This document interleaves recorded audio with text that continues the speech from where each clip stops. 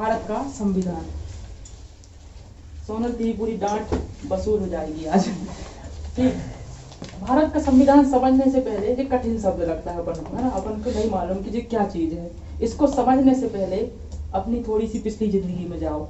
School जाते थे जब छोटे छोटे थे, जब स्कूल जाते थे, घर से मस्त निकलते थे अपने दोस्तों के साथ कंधे में हाथ डाल के, जैसे ही वहां से क्वेश्चन देखा, टीचर ने देखा, तो बिल्कुल एकदम शरीफ बन जाते थे, सीधे बन जाते थे, बिल्कुल हल्ला हुल्ला कर रहे थे, बिल्कुल शांत हो गए। किसने देखा? टीचर की एक नजर पड़ी तुम्हारे ऊपर और तुम कैसे हो गए? एकदम सीधे हो गए, बिल्कुल शरीफ बन गए।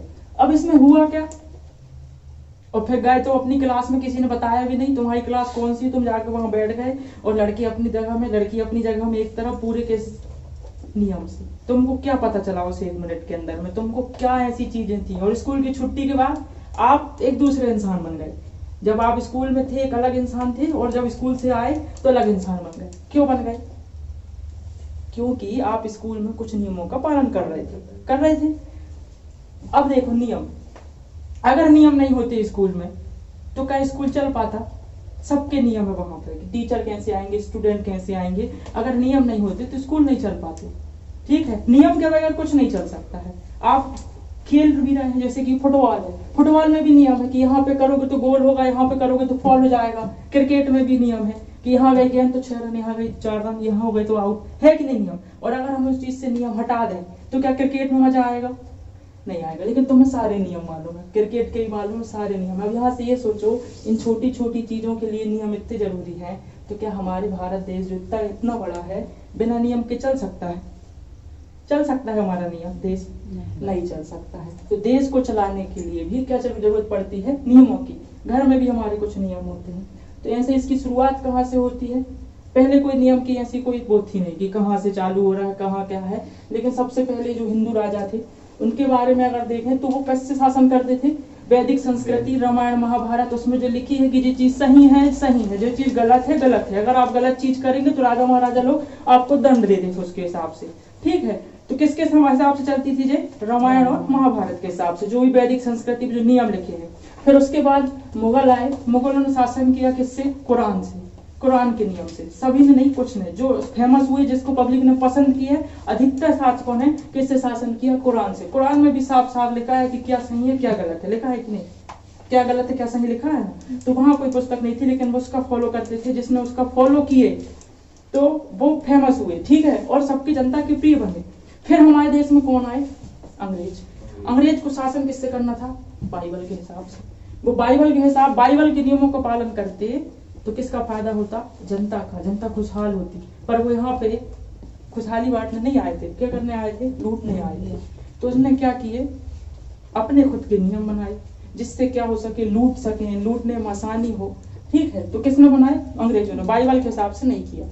फिर उसके बाद जब देखी कि अंग्रेजों का अत्याचार बढ़ते जा रहा है, सब चीजें हुई, तो इसके बाद हमारे 1857 की क्रांति हुई, आजादी की मांग हुई। आजादी में क्या बोले? तो आजादी में अंग्रेजों ने बोले कि आप अपने देश को चलाओगे कैसे? आपके पास कोई नियम नहीं है, कोई कानून नहीं, कैसे चलाओगे? तो इससे क्या होता है? एक नियम की मांग उठती है। उस नियम की मांग उठती है तो उसके लिए संविधान सभा बैठती है। संविधान सभा की पहली बैठक होती है 9 दिसंबर 1946 को। 9 दिसंबर 1946 को संविधान सभा की पहली बैठक होती है, जिसमें ये पता चलता है कि नियम कानून बनाते हैं देश में, किस तरीके से चलाएंगे, इसके पीछे क्या भूमिका है, क्या पृष्ठभूमि, इतिहास क्या, बाद में बताएंगे। और ये संविधान बनकर कंप्लीट कब होता है? कब होता है बनकर कंप्लीट? 26 नवंबर 1949 को। इस संविधान को बनाने में लगते कितने दिन हैं? 2 वर्ष 11 माह और 18 दिन। निकाल लेना। ठीक है, 2 वर्ष 11 माह 18 दिन लगते हैं इस संविधान को बनाने में। लिखित संविधान है अपना। ठीक, अब उसके बाद क्या होता है? 2 वर्ष 11 माह 18 दिन होते हैं। 26 नवंबर 1949 को हमारा संविधान बन गया। तो हम लोग 26 जनवरी 1950 को क्यों मनाते हैं अपना गणतंत्र दिवस, और कहते हैं कि इस दिन संविधान लागू हुआ? इसके पीछे इतिहास महत्व ये था कि 26 जनवरी 1929 को राष्ट्रीय कांग्रेस अधिवेशन होता है लाहौर में। वो लोग ये बनाते हैं कि देखो मांग चल रही है आजादी की। वो लोग ये बोलते हैं कि हम अपना पूर्ण स्वराज दिवस मनाएंगे। किस दिन? 26 जनवरी के दिन। अगर अंग्रेजों ने भारत खाली नहीं किए तो हम अपना कब 1929 में फैसला लेते हैं कि अगर अंग्रेजों ने हमको नहीं छोड़ा, भारत को आजाद नहीं किया, तो हम हर 26 जनवरी 1930 से क्या मनाएंगे, अपना खुद का आजादी दिवस मनाएंगे। तो आप अपने सर्च कर लेना पूर्ण स्वराज दिवस कब मनाते हैं, 26 जनवरी 1930 में। और ये कब तक मनाते रहते हैं, जब तक हमारा देश आजाद नहीं होता है। जब तक हम लोग ये क्या करते हैं, 15 अगस्त 1947 तक हम अपना पूर्ण स्वराज दिवस इसी दिन मनाते हैं। तो जब संविधान हमारा बन के लागू हो, संविधान हमारा क्या हो गया, बन के तैयार हो गया, कब, 26 नवंबर 1949 को बनकर तैयार हो गया। लागू भी उसी दिन कर देते, पर उन्होंने बोले, जो संविधान निर्माता थे उन्होंने बोले कि अभी लागू नहीं करते इसको, आने वाली 2 महीने बाद कौन सी तारीख है, 26 जनवरी, जहां पर हम अपने सालों से पूर्ण स्वराज दिवस मना रहे हैं, उस डेट को क्या करते हैं, लागू करते हैं। और हमारा संविधान 26 जनवरी 1950 को कैसे हो जाता है, लागू हो जाता है। जब ये लागू होता है उस समय इसमें एक समझो बुक है नियम की, कि आप भारत देश में रह रहे हो तो आपको इन नियमों का पालन करना पड़ेगा, नहीं तो हवालात है। ठीक है, जो भी नियम तोड़ता है फिर उसके लिए हवालात हुई है। ठीक, 26 जनवरी 1950 को संविधान लागू हो जाता है, लेकिन उस समय तक क्या होता है, 26 जनवरी 1950 को हमारे संविधान में 395 अनुच्छेद और 8 अनुसूचियां होती हैं। उसके बाद उसमें एक प्रस्तावना भी होती है। अब आपसे कोई पूछेगा कि सबसे पहले लागू क्या होता है, तो ना 395 अनुच्छेद सबसे पहले लागू होते हैं कि 8 अनुसूची की प्रस्तावना, क्या सबसे पहले लागू होगा, आप लोग गलत है, प्रस्तावना सबसे बाद में लागू होती है। प्रस्तावना क्या लिखा है, हम भारत के लोग संविधान को, ऐसा उसका डिटेल एक लाइन में बोलो तो, हम भारत के लोग संविधान को स्वीकार करते हैं। ठीक है, जब संविधान है ही नहीं तो स्वीकार कहां से करेंगे, इसलिए प्रस्तावना कैसी होती है, सबसे लास्ट में स्वीकार करते हैं। पहले 395 अनुच्छेद 8 आपने बता दिए भारत को, भारतवासियों को कि ये आपका संविधान है, फिर प्रस्तावना में आप कसम खा रहे हो कि हम भारत के लोग इस संविधान को स्वीकार करते हैं। उसके पहले तो था ही नहीं, इसलिए प्रस्तावना कैसी होती, सबसे बाद में लागू होती है, इसी दिन में लेकिन बाद में। ठीक है, पर अब ये इतना आसानी से नहीं बन गया है, कोई देश को चलाना है और उस समय खतरनाक परिस्थिति थी, कोई सरल परिस्थिति नहीं थी कि उठा के नियम बना दिए और चालू हो गया, ऐसा कुछ नहीं था। ठीक, अब इसके बाद हम इसकी थोड़ा, ठीक है, अब इसके बाद तो आप सर्च कर लेना पूर्ण स्वराज दिवस कब मनाते हैं, आजादी का डेट। उसके पहले आजादी हम लोग उस दिन मनाते थे अपनी, कब, 26 जनवरी 1930 से 15 अगस्त 1947 तक हम आजादी उस दिन तक मना रहे हैं। लेकिन अब ये बनता कैसे कैसे हमारा संविधान, इसके पीछे इतिहास की घटना देखो।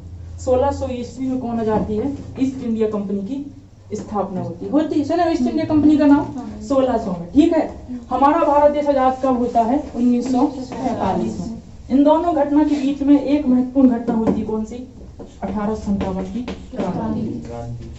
अब 1600 ईस्वी में जब कंपनी आई थी भारत में, तो भारत में कंपनी जब आई थी तो क्या करने आई थी, सिर्फ व्यापार करने आई थी। उसका कोई उद्देश्य नहीं था कि हमको राज करना, ये करना है।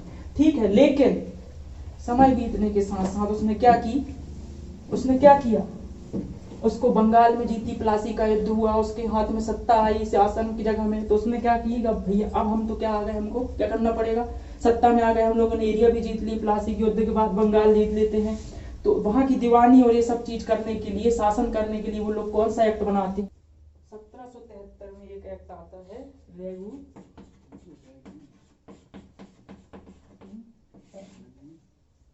कि अब हमको कैसे रेगुलेट करना है, रेगुलेटिंग एक्ट आता है। कब आता है, 1773 में सबसे पहले ये। ठीक है, तुमने कौन सा एक्ट बोली थी, रोल एक्ट, बाद में आएगा। ठीक, 1773 में कौन सा एक्ट आता है, रेगुलेटिंग एक्ट। अब इसमें होता क्या है, कंपनी थोड़ा सा, इसके व्यापारी लोग जो थे, इसके जो अधिकारी लोग थे, थोड़ी बहुत क्या कर रहे थे, घूस ले रहे थे। तो ये सारी चीजों को रोकने के लिए 1773 में ये उनके लिए भी फटकार थी, जिनके लिए, जो ब्रिटिश सरकार में थे उनके लिए भी इसमें फटकार लगती। कौन लगाती है, ब्रिटिश की सांसद। ठीक, उसमें अपना बस नहीं होता, उन लोगों को भी लगाते हैं। तो इसमें ये पता चलता है कि भैया अब आप लोग किसी से वो नहीं लोगे, क्या पुरस्कार नहीं लोगे, अंग्रेज के आदमी तुम यहाँ काम कर रहे हो, वहाँ भारत वालों से पुरस्कार कुछ नहीं जाना है, तुमको इनाम में नाम। ठीक, तो ये कौन सा एक्ट हो जाता है अपना। अब उसके बाद कुछ कमियां आती हैं, और 1793 में कौन सा एक्ट आता है, कौन सा, 1793 में आता है आपका चार्टर एक्ट। एक आदमी का नाम होता है चार्टर एक्ट। कौन सा, देखो 1773 में कौन आया, रेगुलेटिंग एक्ट आया। 1793 में कौन सा आया, चार्टर एक्ट आया। इसके तहत क्या करेंगे, जो इसमें कमियां थी, धीरे धीरे कमियां पता चल रही हैं तो इसको वो सुधार रहे हैं। ठीक है, अब इसके बाद इसमें एक लास्ट आता है कौन सा, जो इम्पोर्टेंट है, 1784 में कौन सा, पिट्स इंडिया एक्ट। ये कौन रहता है उस समय, इंग्लैंड के प्रधानमंत्री रहते हैं, ऐसे कोई नाम, विलियम पिट करके ऐसा कुछ नाम है, वही बनाते हैं पिट्स इंडिया एक्ट। अब यहाँ तक तो ठीक है, अपन जब पढ़ेंगे तो सबको जानेंगे कि जो और आते हैं क्या क्या होता है। 1784 तक ये चीजें हो गई कि अब हमको कैसे भारत में शासन करना है, शासन वहां से चल रहा है अंग्रेज से, लेकिन 1857 की क्रांति हो जाती है। ये सब नियमों के कारण, ये सब नियम परेशान कर देते हैं किसको, भारत की जनता को। भारत की जनता इस सब दुखी होकर क्या आ जाती है, 1857 में नौबत ऐसी आ जाती है, यहीं पे वो सारे नियम, यही जो हरकतें हैं अंग्रेजों की, यही हरकतें पैदा किसको करती हैं, 1857 की क्रांति को। ये नियम नहीं होते तो ये क्रांति नहीं होती। ठीक है, 1857 में जब क्रांति हुई तो अब लगा अंग्रेज को कि भैया इनके बस की बात नहीं है। किन की बस की बात, बंगाल में। तो वो जो है 1857 में ब्रिटिश की जो कौन रहती, ताज का शासन आ जाता है यहाँ से। ताज मतलब रानी का शासन आ जाता है यहाँ से, ताज का शासन। वो कहती है अब भारत में शासन सीधे कहां से होने लगा था, इंग्लैंड से। इंग्लैंड से शासन होने लगा था भारत में, कब, 1857 के बाद। उसके पहले तो ये कर रही थी, ईस्ट इंडिया कंपनी थी व्यापार के लिए, धीरे धीरे वो बन गई सीधे कहना चाहिए कि भारत का सुप्रीम कोर्ट। अब क्या हुआ, 1857 में आ गए तो देखे कि वहां चिंता हो गई ब्रिटेन में कि यार ये तो नुकसान हो गया, इनके बस की बात नहीं हुई अब। तो उन्होंने क्या किए, 1857 में आ गया क्या, ताज का शासन आ गया, और ये सारी जो चीजें हैं उन्होंने कहा नहीं लिया। ईस्ट इंडिया कंपनी क्या कर दी इन लोगों ने, खत्म। क्या कर दी, ईस्ट इंडिया कंपनी को खत्म कर दिए। तो अब यहाँ से ईस्ट इंडिया कंपनी खत्म हो जाती है और शासन किसके पास चला जाता है, सीधे इंग्लैंड वालों के पास। तो अब देखना इसके बाद जो बनाएंगे, कौन कौन से बनाएंगे, अब उनकी लैंग्वेज बदल जाएगी अंग्रेजों की। वो अब अपन को खुश करना चाहेंगे, किसको, भारत वालों को, कि जब काश खुश हो जाए। अगर इस तरीके से रहेंगे तो ये तो आगे लगा दी इन लोगों ने, तहस नहस कर दी। भले हम हार गए थे 1857 की क्रांति में, देखे हमने कौन कौन से कारण से हारे थे, लेकिन अंग्रेजों की में दिल दहल गया था उनका, भैया अब हम इतनी आसानी से नहीं जीत सकते हैं, यहाँ पे नहीं रह सकते हैं। तो वो कौन सा बना देते हैं इसके बाद, भारत शासन अधिनियम। देखो नाम भी बदल गए, देखो ना सीधे, पहले देख रहे हैं उनके नाम, regulating charter act, Pitt's India act. अब कौन सा एक्ट आ गया इसके बाद, उसके बाद कौन सा एक्ट आ गया, नहीं, ताज का शासन आ गया। ताज के शासन में कौन सा, भारत शासन अधिनियम, या भारत सरकार अधिनियम होगा, भारत सरकार अधिनियम। भारत सरकार अधिनियम कब आएगा जी, पूछेगा आपसे, कौन सन में आएगा, 1858 में आएगा। 57 बेचारे इनको मरम पट्टी से लगा है ना, तो अभी क्रांति हुई है 57 में, और 57 में चले जाएंगे नियम बनाने। 1858 में कौन सा एक्ट आता है, भारत सरकार अधिनियम। देखो नाम बदल गया, भारत सरकार, और थोड़ा सा अपनेपन वाली फीलिंग आने लगी। इसके पहले उन लोगों को अगर ये नहीं होता तो ये कभी एक्ट नहीं आते, ऐसे ही चलते रहते उन लोगों के एक्ट। ठीक है, कौन सा आया, भारत सरकार अधिनियम आया, कब आया, 1858 में आया। इसके बाद फिर कौन सा दूसरा आएगा, आप लोगों ने पढ़े साइमन कमीशन, भारत कब आया, तो ये देखने आती है कंपनी वहां से, जो ब्रिटेन की रानी रहती, जाओ भैया भारत में देखो कि अब क्या स्थिति है, अब क्या कंडीशन है भारत में। तो साइमन कमीशन आता है इसके बाद। साइमन कमीशन कब आता है जी, 1927 में। ये सारी चीजें सिर्फ 1947 तक चलेंगी, उसके बाद खत्म हो जाएंगी, कुछ ज्यादा चीजें नहीं है, इसलिए याद कर लेना सीधे, ये मोस्ट इंपॉर्टेंट है ये। और जे वाले पेपर के लिए तो सीधे ये पूछेगा क्या, कि रेगुलेटिंग एक्ट कब आया, 1773, चार्टर एक्ट कब आया, 93, पिट्स इंडिया एक्ट 1784, कभी रटना नहीं पड़ेगा। इस तरीके से चल रहा है फॉलो, की 1857 के बाद कोई ऐसे नाम नहीं आएंगे साइमन कमीशन को छोड़ के। ये आता है भारत में चेक करने 1927 में। ठीक है, अब 1927 में ये आ गया, फिर उसके बाद क्या होता है, इसने देखा, इसने जो सिफारिशें की उसके आधार पर क्या आता है, लास्ट वन, भारत सरकार अधिनियम। भारत सरकार नहीं, भारत सरकार तो हो गया, भारत शासन अधिनियम होगा वो। भारत शासन अधिनियम कब आएगा, ये कब आएगा, 1935 में। ये इंपॉर्टेंट इसलिए है, अगर आपसे पूछता है कि संविधान में जो अपना नया वाला संविधान बना है ना, अपना जो नया वाला संविधान बना है सबसे ज्यादा चीजें कहाँ से ली गई है? इससे ली गई है, भारत शासन अधिनियम से 1935। अंग्रेज लोगों ने बाकी दूसरी चीज तो हमें सिखा गए थे ना, कि हमें किस तरीके से कबर में करके चलना है चीजों को, किस तरीके से शासन करना है, ये सारी चीजें हम क्यों बनाए फिर से? बनी बनाई तो मिल रही थी, इसमें फायदे की चीजें भी थी जो थी हमारी। भारत शासन अधिनियम कब आया? 1935 में, जो हमारे अभी संविधान चल रहा है, जिसमें हम जी रहे हैं, बहुत अधिक प्रभावित करता। बहुत सारी चीजें यहीं से ली गई। किससे? भारत शासन अधिनियम 1935 से। अब देखो ये सारी चीजें होती हैं, देखो कौन कौन सी ये सारी चीजें हुई, लेकिन देखो यहाँ पे लैंग्वेज उन लोगों की बदल गई, लेकिन फिर भी क्या करे, भारत को लोगों को खुश नहीं कर पाए। ठीक है, नहीं कर पाए। अच्छा हाँ, भारत शासन अधिनियम, यहाँ पे एक महत्वपूर्ण घटना होती, कौन सा?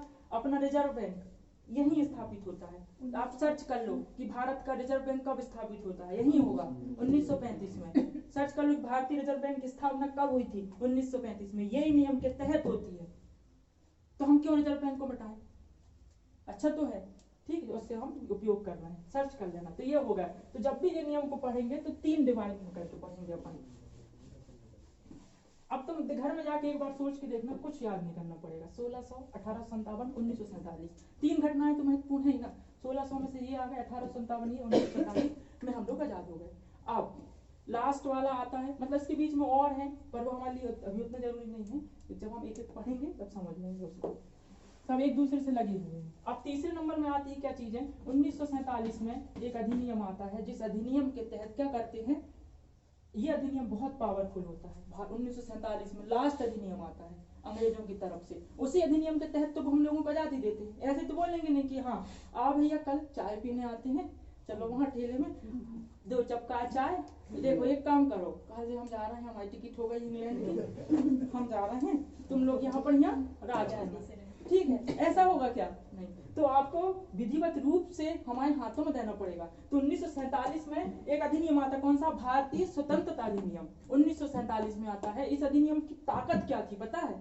यह अधिनियम इतना पावरफुल था कि अगर संविधान निर्माण करता ये चाहें कि हम ये भारतीय स्वतंत्रता जो हमें मिली है उसको भी कैंसिल कर सकते हैं। सोच लो, अब तुम जो हमें मिली है इतनी मेहनत के बाद स्वतंत्रता मिली है ना, स्वतंत्र किए हैं भारत को, वो भी कैंसिल कर सकती थी, ये वाली जो इतना पावरफुल अधिनियम था। इसी अधिनियम के तहत, लेकिन क्या करती है मुस्लिम लीग, बोलते हैं हमें नहीं चाहिए भैया, हमें अपना अलग चाहिए। मुस्लिम लीग बोलती है हमें अलग चाहिए अपना पाकिस्तान। तो अंग्रेज कहते हैं, वो पहले कुछ नहीं, पर अंग्रेज कहते हैं भैया सुनो, इसमें एक बात और ऐड करो, ये संविधान उन्हीं लोगों पर लागू होगा जो क्या करेंगे, भारत को अपनाएंगे, भारत के साथ मिलना चाहेंगे। जो नहीं मिलना चाहेगा उसके नहीं होंगे। ठीक है, पहले भारत एक तो रहता नहीं है, बहुत सारी रियासतें रहती, वो मिल मिल के क्या करती हैं। तो 1947 में ये अधिनियम आता है। फिर उसके बाद हमारा जो संविधान जिसमें हम लोग जी रहे हैं कब लागू हो जाता है? 26 जनवरी 1950 में। तो ये कहानी थी हमारे अधिनियम की। अब इसके बारे में हम डिटेल अब कल से चालू करेंगे। यहाँ तक समझ में आ गया? अच्छा लगा?